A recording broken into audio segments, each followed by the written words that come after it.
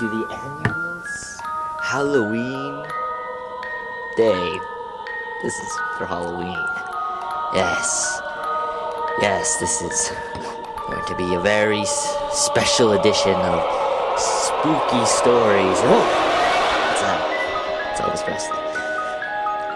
So let's get some stories, shall we?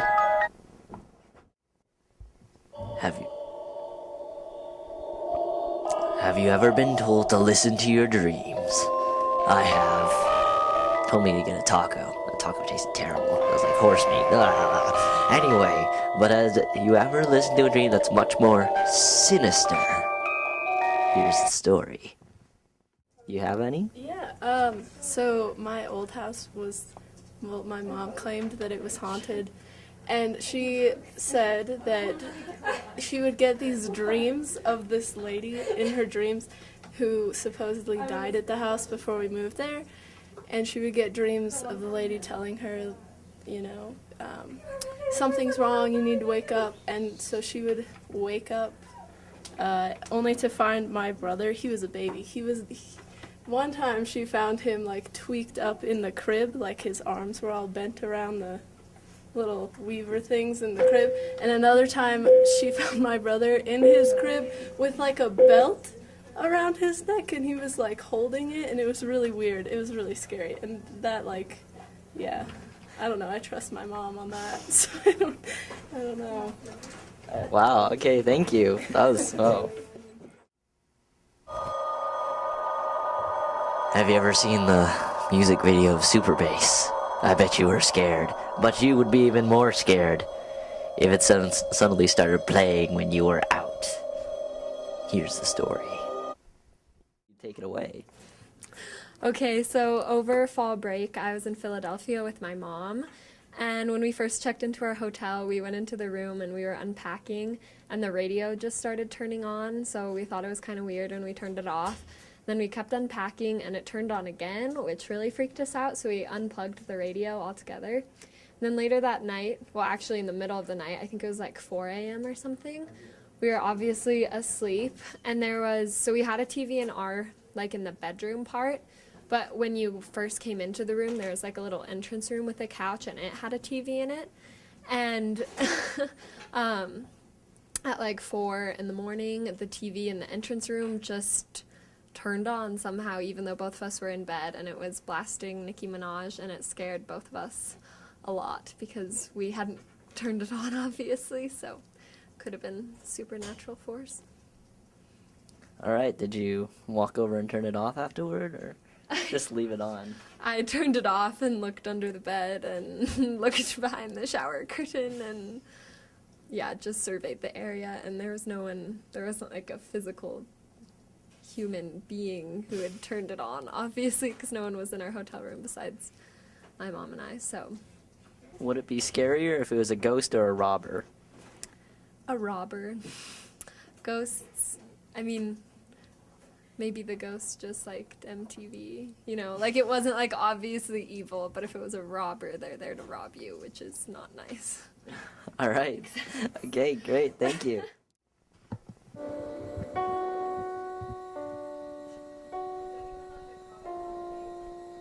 This story involves a spooky man known as Charlie. He has been haunting the house for many years, and now we will finally hear his story. All right, so you want me to just go ahead and start? That'd be terrific. Okay. So I have a story about a ghost named Charlie, and Charlie was a ghost at my parents' house. He was an actual man who had lived there, 2 owners prior to my parents, and had died there. Charlie did things, well, I don't know if he did things. Things would happen. Lights would flicker, music would come on and off, and we would always go, "It's Charlie," kind of kidding around.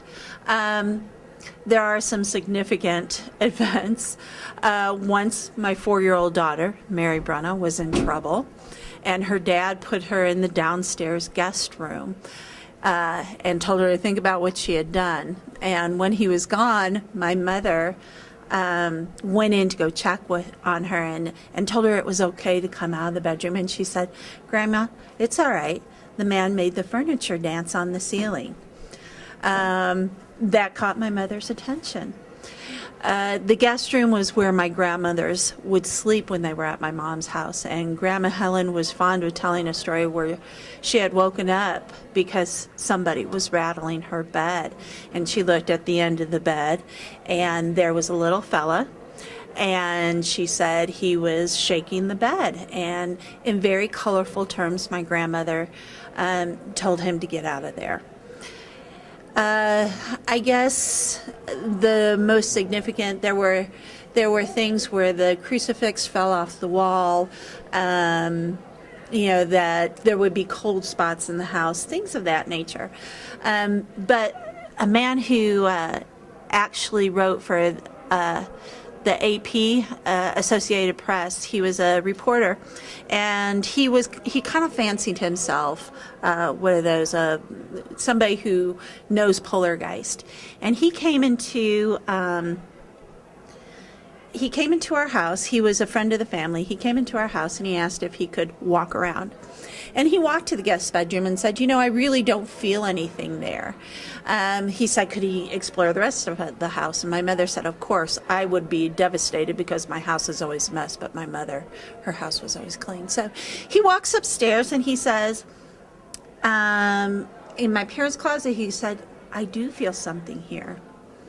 And he went into my brother's bedroom and he said, there, peeking out of the door, was a man, and he said he had a bad aura, and the guy hightailed it out of my parents' house, told my parents to move, as a matter of fact.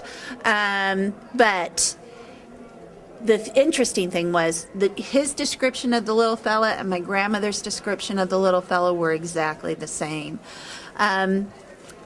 Charlie did not stay. When his wife remarried and left the town, we had no more Charlie occurrences.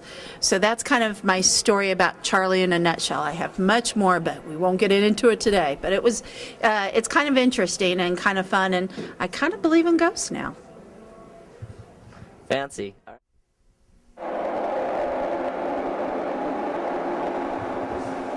Have you ever been in a haunted motel before? Not like the Nicki Minaj Hotel, like another one that's even scarier. One that has ghost frogs. Let's get the story. This is on. Okay. And whenever you're ready to start talking, just tell us when. Okay, all right. So I went to the National Teachers of English Conference with Mrs. Simpson and Mrs. Peterson. And we went to Philadelphia, and I was in charge of booking the hotel. So when I got to the hotel, I said to the clerk, very laughing, and say, "Oh, the hotel's not haunted, isn't it?" "Oh, well, yes, as a matter of fact, it is. It's the most haunted hotel in America, or one of the most haunted hotels in America." So, okay, that's fun. We all laughed and giggled. Okay, everything was fine until the last night of our stay. So let me show you this. So Mrs. Peterson and I stayed with Mrs. Simpson, and Mrs. Peterson stayed in the room next to us. And we shared a wall. In other words, this was my bed, this is Miss Peterson's, but our heads were at the same spot, right? In different rooms. Anyway, so I had to warn Mrs. Simpson that I have night terrors because I wake up screaming, and I didn't want her to be scared, right? So, she was fine with that. Except the last night, Mrs. Simpson starts screaming in her sleep. So I get out of bed and I go over there. "Linda, it's okay, it's okay." And she was having a terrible dream about a student that was chasing her. Anyway, so I go back to bed. Then something jumps on the end of my bed. Something then jumps again.